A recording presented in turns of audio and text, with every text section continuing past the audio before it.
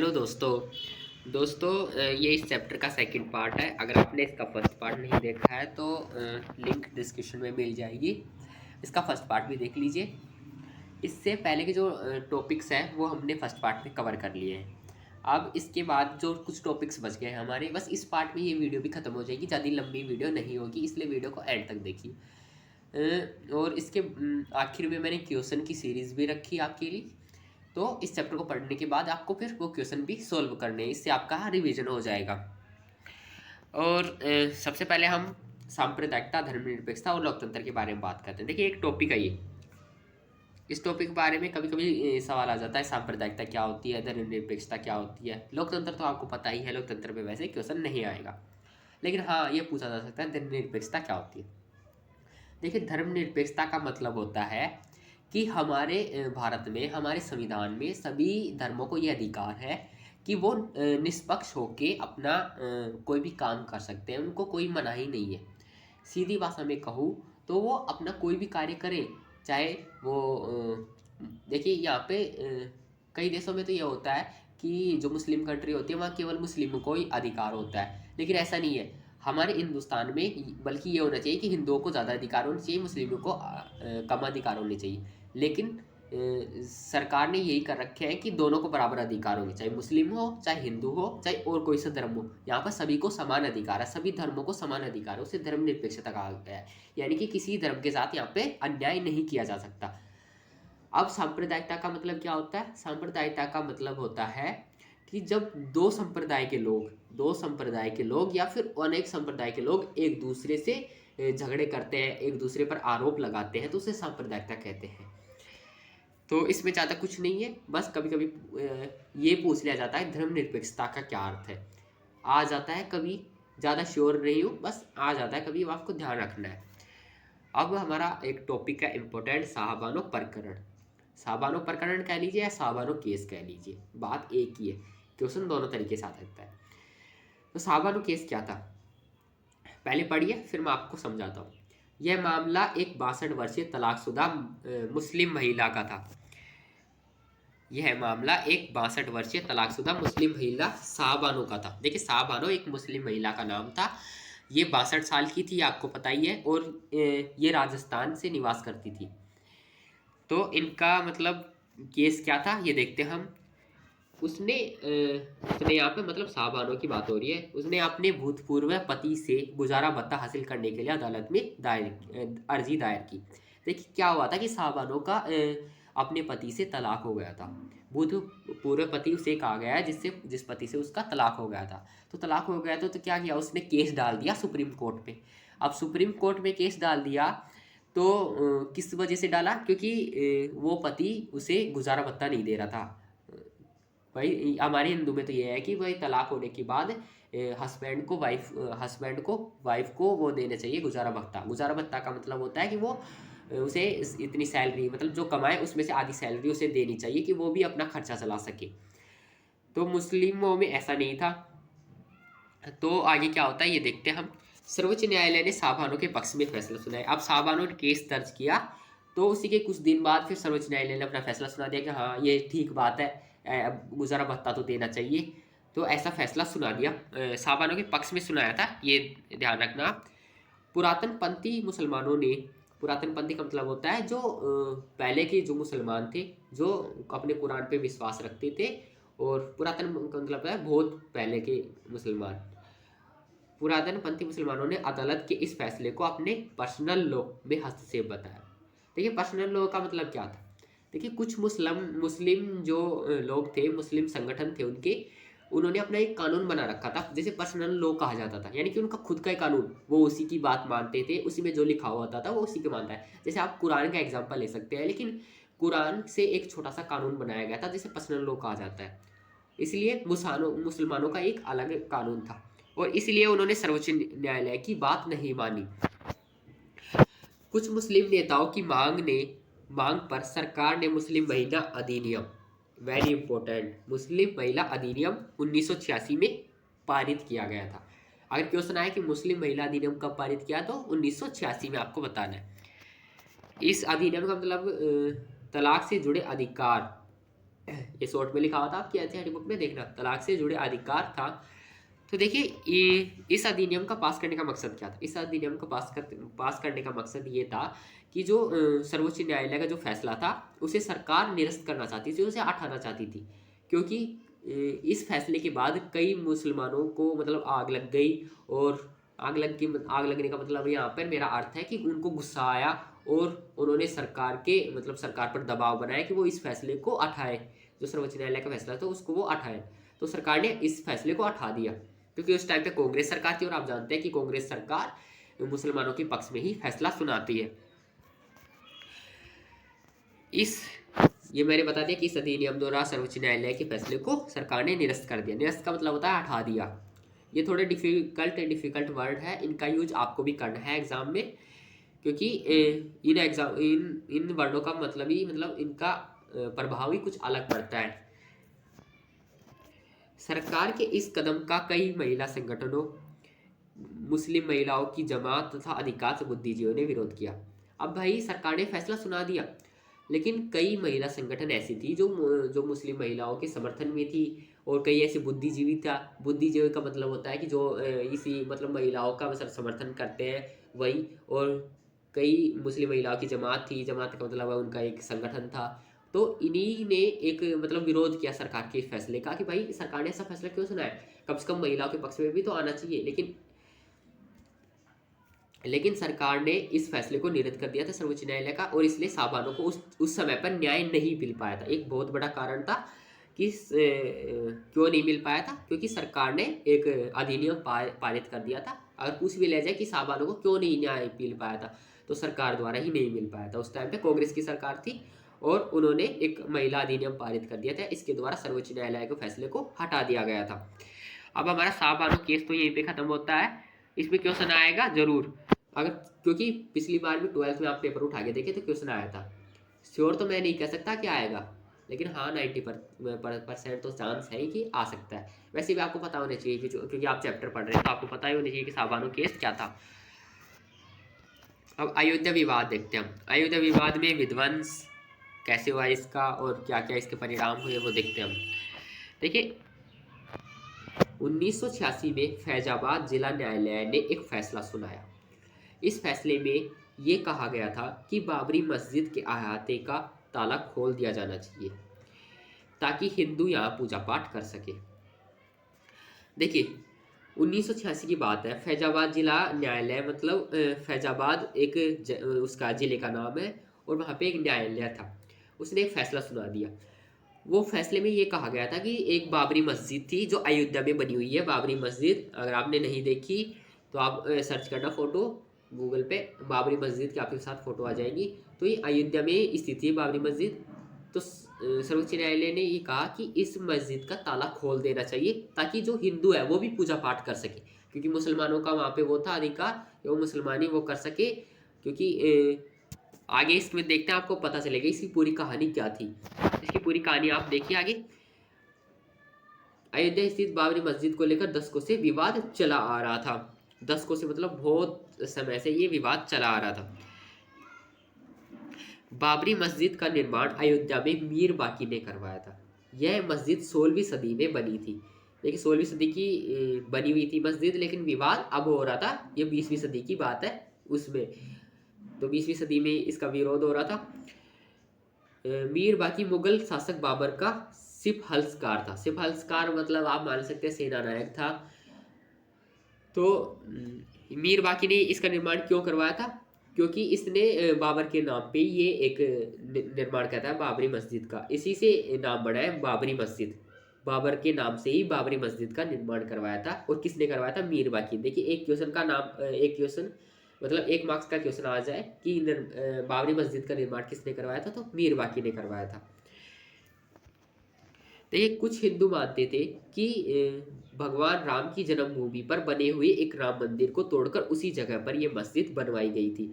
अब कुछ लोग ऐसे मानते थे कि जो ये मस्जिद बनवाई गई थी उससे पहले भी यहाँ पे राम मंदिर हुआ करता था, लेकिन राम मंदिर को तोड़कर मुसलमानों ने यहाँ पर अपनी मस्जिद बनवा ली। तो अब देखिए मैंने पहले बताया कि सांप्रदायिकता का अर्थ क्या होता था। सांप्रदायिक का अर्थ मतलब होता है कि एक दूसरे जो लोग होते हैं, एक दूसरे धर्म के लोग, वो एक दूसरे पे ये आरोप लगा देते हैं कि पहले वहाँ था, पहले ये वहाँ पे ये चीज़ थी, पहले वहाँ पे ये चीज़ थी।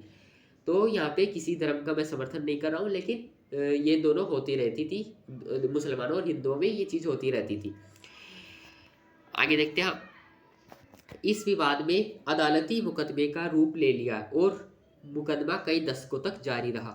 1940 के दशक के आखिरी सालों में मस्जिद में ताला लगा दिया गया क्योंकि यह मामला अदालत के हवाले थे। अब ऐसा होता रहा कि मतलब वहाँ पे लड़ाई झगड़े होने लग गए। पहले भी ये विवाद चलता रहा था कि यहाँ पे मंदिर था, अब यहाँ पे मस्जिद बनवाई गई, तो हिंदू मुसलमानों को नहीं वो करने देते थे और मुसलमान नहीं उनको वो करने देते थे। तो इसलिए इस जो मस्जिद थी बाबरी मस्जिद, उस पर ताला लगा दिया गया कि अब ना तो मुसलमान पाठ करेंगे और ना ही मतलब ना मुस्लिम जाएंगे उस मस्जिद के अंदर और ना ही हिंदू जाएंगे उस मस्जिद के अंदर, क्योंकि दोनों में फिर लड़ाई झगड़े होते थे। तो आगे क्या हुआ इसकी मैं आपको पूरी कहानी बता दूंगा, आप बस एक बार पढ़ लीजिए इसको।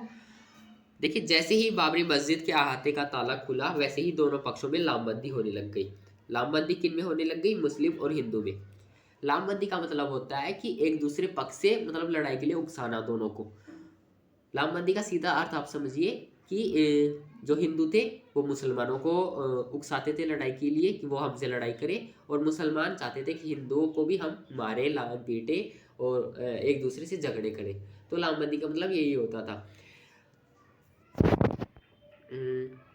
अब ये पढ़ लीजिए थोड़ा सा और फिर मैं आपको बताता हूँ। अनेक हिंदू और मुस्लिम संगठन इस मसले पर अपने अपने समुदाय को लामबंद करने की कोशिश में जुट गए। भाजपा ने इसे अपना बहुत बड़ा चुनावी और राजनीतिक मुद्दा बनाया। इसी कारण सोमनाथ मंदिर से अयोध्या तक एक बड़ी रथ यात्रा निकाली गई। अब देख सीधी कहानी आप समझिए। सीधी कहानी मैं आपको वहीं से बता रहा हूँ जहाँ से स्टार्ट हुई थी। देखिए, 1986 में फैजाबाद जिला न्यायालय ने एक फैसला सुनाया। उसमें फैसले में ये कहा गया था कि जो बाबरी मस्जिद है उसका ताला मतलब उसे बंद कर दिया जाए, ताले मतलब उससे ये उस फैसले में तो ये कहा गया था कि ताले को खोल दिया जाए, लेकिन उससे पहले ताला बंद क्यों था? क्योंकि वहाँ पर मुस्लिमों और हिंदुओं का झगड़ा होता था, तो इसी वजह से उस बाबरी मस्जिद का ताला बंद कर दिया गया था। लेकिन अब उसे न्यायालय ने दोबारा खोल दिया, तो फिर वो दोबारा फिर वो मतलब विद्रोह का रूप धारण कर लिया मुस्लिमों ने और हिंदुओं ने, क्योंकि जिस जगह पर वो बाबरी मस्जिद बनाई गई थी वहीं पर पहले राम मंदिर था, और हिंदू ये मानते थे कि राम मंदिर को तोड़कर बाबरी मस्जिद बनाई गई है। और अब अभी आप देखते हैं कि जो राम मंदिर है वो उसका निर्माण पुनः हो गया। वो क्यों हुआ? क्योंकि वहां पर बाबरी मस्जिद को फिर तोड़ दिया गया था। अब तोड़ने की हम घटना देखते हैं, कब तोड़ा गया था। देखिए, विध्वंस, विध्वंस का मतलब होता है कि बाबरी मस्जिद को नष्ट कर दिया गया था, वहां पे विध्वंस कर दिया गया था उसको।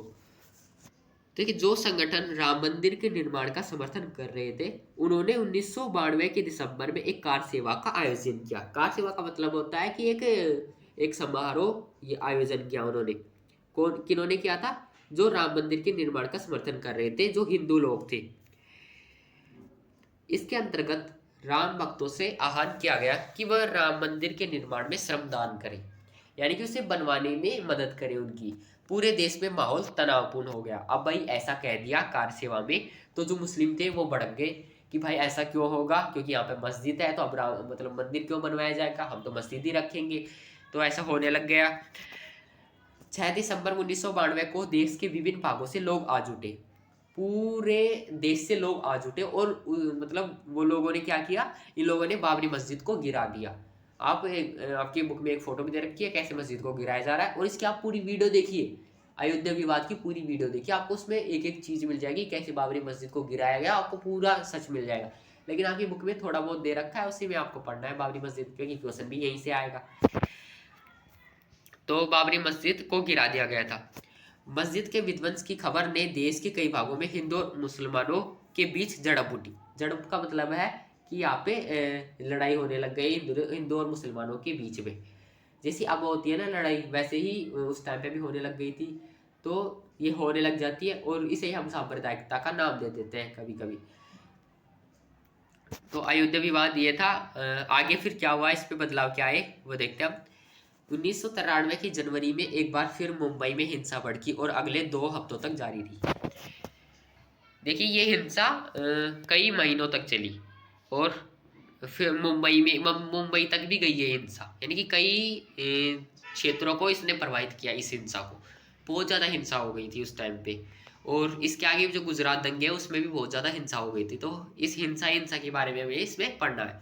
देखिए, जो एक चीज़ है कि जो बाबरी मस्जिद उस समय पे टूट गई थी, तो उस समय से अब तक उस पर विवाद ही चलता रहा था। लेकिन अभी अभी आपने देखा होगा कि जब हमारे प्रधानमंत्री बने नरेंद्र मोदी, तो उन्होंने राम मंदिर का वहाँ पे निर्माण करवा दिया अयोध्या में।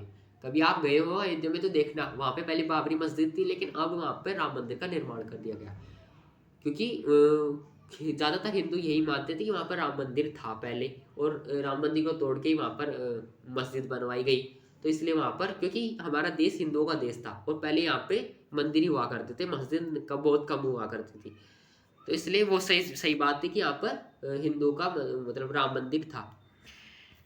तो अब इस पे एक क्वेश्चन आ जाता है कि अयोध्या की घटना से क्या बदलाव आए थे।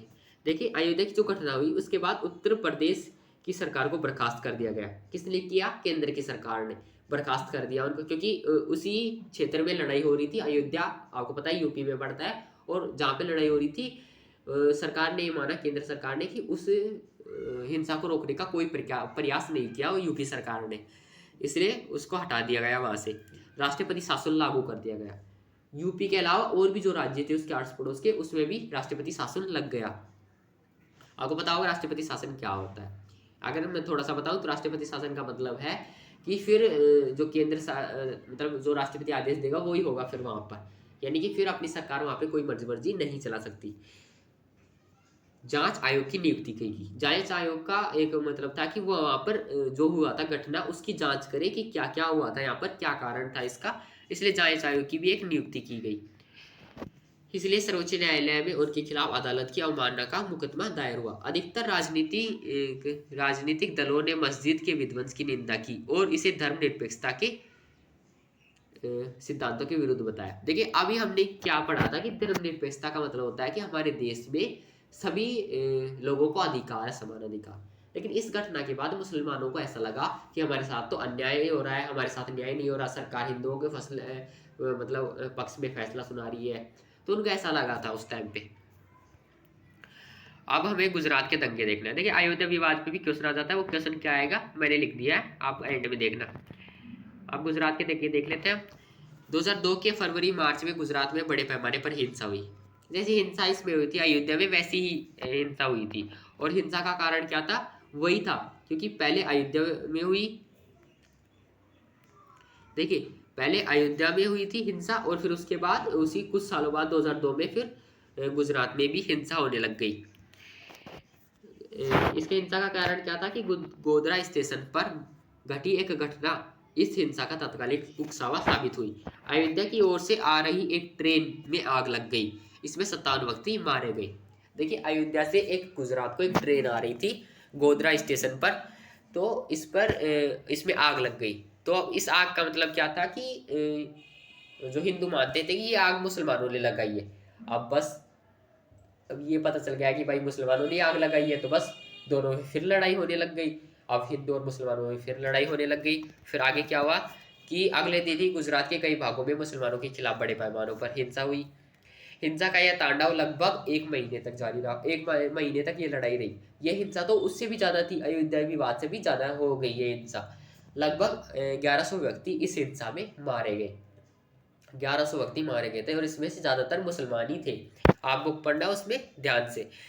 राष्ट्रीय मानव अधिकार आयोग ने गुजरात सरकार की आलोचना की क्योंकि वह इस विद्रोह को रोकने में असफल हुए। अब गुजरात सरकार को भी हटा दिया गया क्योंकि गुजरात सरकार ये सब कुछ देख रही थी, लेकिन उन्हें बिल्कुल भी रोकने का प्रयास नहीं किया गया कि भाई हिंदू और मुसलमानों की लड़ाई को रोका जाए।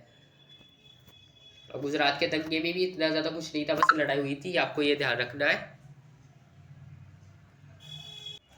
अब टॉपिक आता है हमारा एक नई सहमति का उदय।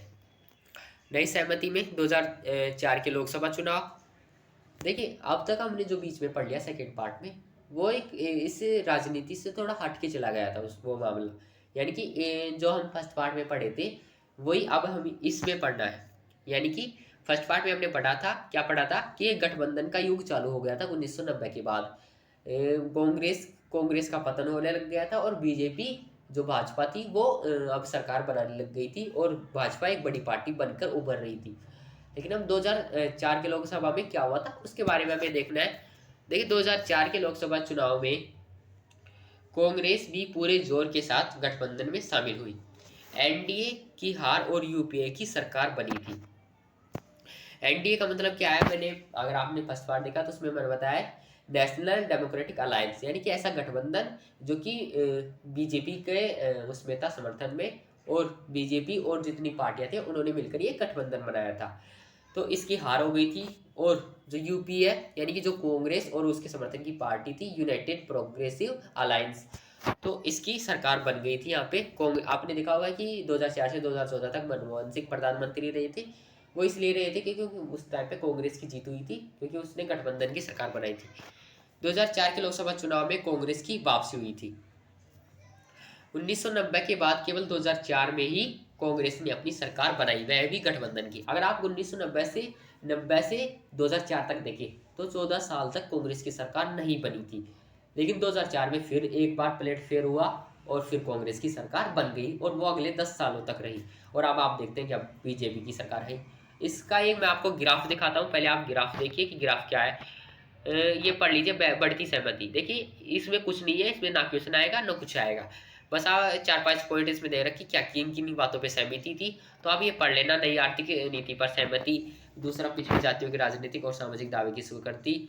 तो ये सब पॉइंट्स पढ़ लेना, इन पॉइंट्स में मतलब क्वेश्चन नहीं आएगा ज़्यादा, ये तो बस सहमति थी कि किन किन चीज़ों पर सहमति हुई थी सरकारों की, उनके बारे में। लेकिन आप इस ग्राफ को समझिए, ये ग्राफ जरूर आपके आ सकता है और इसके बेस पर आपसे क्वेश्चन पूछे जा सकते हैं। इस ग्राफ पे क्या दिखाया गया है? इस ग्राफ में दिखाया गया है कि कांग्रेस और भाजपा की चुनावी जीत हार और इसका बदलता परिदृश्य 1984 से 2004 तक का दिखाया गया। देखिए आप 1984 में देखें तो जो ये ब्लू ब्लू सा है इसमें ये कांग्रेस है। कांग्रेस को सबसे ज़्यादा सीटें थी 415, लेकिन जो बीजेपी है, जो भाजपा है, उसको केवल 2 सीटें थी। फिर आप 1989 में देखें तो कांग्रेस को 197 थी और भाजपा को 85 थी। फिर आप 1991 में देखें तो कांग्रेस को 204 थी और बीजेपी को 221 थी। लेकिन आप 1996 में देखें तो भाजपा को ज़्यादा थी 160 और कांग्रेस को 140 थी। फिर आप 1998 में देखें तो भी भाजपा को ज़्यादा थी, कांग्रेस को कम थी। फिर 1999 में भी भाजपा को ज़्यादा थी, कांग्रेस को कम थी। लेकिन फिर 2004 में एक बदलाव आया। बदलाव का मतलब यहाँ पे फिर कांग्रेस को ज़्यादा सीट हो गई और भाजपा को कम हो गई। लेकिन ये आप ग्राफ आपको देखना है, आपकी बुक में भी दे रखा है और उसमें आपको एक मैप भी दे रखा है कि कैसे कैसे किन किन क्षेत्रों में कौन सी पार्टी विजय हुई थी, उसको भी आपको देखना है, क्योंकि इन्हीं पे क्वेश्चन आते हैं ज़्यादातर, केस स्टडी वाले क्वेश्चन आपके आते हैं। और ये आप भाजपा और कांग्रेस की ग्राफ देख लीजिए, लाइन वगैरह। अब इस क्वेश्चन इस चैप्टर से संबंधित इम्पोर्टेंट क्वेश्चन, इनका जवाब आपको खुद करना है, आंसर लिखना है आपको, और जो एमसीक्यूज है इनका जवाब आपको कमेंट में बताना है। देखिए राजीव गांधी की हत्या कब हुई थी? इसमें 4 ऑप्शन है, आपको बताना है कौन सा ऑप्शन सही था। सेकंड है एनडीए का पूर्ण विस्तार, मैंने आपको बताया, अगर आपने फर्स्ट पार्ट देखा है उसमें भी एनडीए की फुल फॉर्म बताया है। और मैं आपको ये बता देता हूँ एनडीए जो बीजेपी थी और उसके समर्थन पार्टियाँ थी, उन्होंने ये मिलकर इसका निर्माण किया था। इसका आपको फुल फॉर्म बतानी है, हिंदी और इंग्लिश दोनों में। धर्मनिरपेक्षता का अर्थ बताइए। देखिए मैंने पहले ही बताया धर्मनिरपेक्षता का मतलब क्या होता है, इसी पार्ट के स्टार्टिंग में बताया है, इसलिए सारे क्वेश्चन आपको इसी वीडियो के अंदर से मिलेंगे, इस वीडियो के अंदर से और पार्ट फर्स्ट के अंदर से। आप ढूंढिए इन चीज़ों को। साबानो प्रकरण क्या था ये भी मैंने आपको बताया, आपको खुद लिखना है इसका आंसर। मंडल आयोग के क्या उद्देश्य थे, और बाबरी मस्जिद किसने बनवाई थी, इसे क्यों तोड़ा गया। देखिए अभी आपने पढ़ा है अयोध्या विवाद किसने बनवाई थी। देखिए एक मुस्लिम शासक था, उसका जो आप मान लीजिए सेना नायक था, उसका क्या नाम था आपको पता है ना, आपको पता होगा, अभी मैंने बताया। और इसे क्यों तोड़ा गया, इस बाबरी मस्जिद को आपको ये भी बताना है क्यों तोड़ा गया, क्यों वहाँ पे पहले राम मंदिर था, क्यों तोड़ा गया। फिर इसे थोड़ा सेंट दे ले लीजिए आप। फिर आप देखिए 7 क्वेश्चन, गठबंधन सरकार का क्या अर्थ है और 1990 के दशक में ये ज़्यादा प्रभावी क्यों था। गठबंधन का क्या अर्थ है ये बताना आपको, और 1989 के बाद ही ज़्यादा गठबंधन सरकारें क्यों बनती थी, तो तो ये चीज़ आपको देखनी है। तो ये वीडियो यहीं पे ख़त्म होती है, ये क्वेश्चन आपको ज़रूर करने हैं। मिलते हैं नेक्स्ट पार्ट में, वो मिलते हैं नेक्स्ट वीडियो में। ये पार्ट तो यहीं पे ख़त्म हो गया। ओके बाय, धन्यवाद।